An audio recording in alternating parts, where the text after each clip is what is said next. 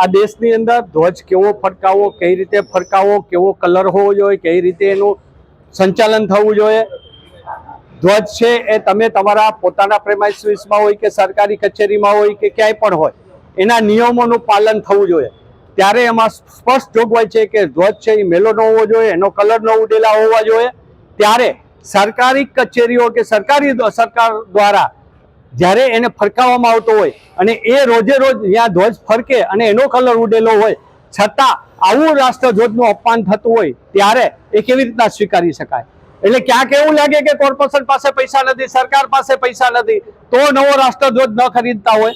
એટલે અમારી બહુ સ્પષ્ટ આજે એ રજૂઆત હતી અમે કે ભાઈ આ રાષ્ટ્રધ્વજ તમે જે ફરકાવો છો એને તમારી પાસે પૈસા ન હોય તો અમે આજે આ રાષ્ટ્રધ્વજ એને અર્પણ કરવા આવ્યા કે હું દર મહિને દેવા તૈયાર છું પૈસા, પણ રાષ્ટ્રધ્વજ ચોખ્ખો અને નિયમ પ્રમાણેનો હોવો જોઈએ અને એ નિયમનું પાલન બધાને લાગુ પડે. એ ભાઈ સરકારી કચેરી હોય કે આપણું પર્સનલ ઘર હોય, એનો નિયમનો ભંગ થતો હોય તો ફોજદારી કલમોની પણ એમાં જોગવાઈ છે કે એની સામે ગુનો દાખલ થાય.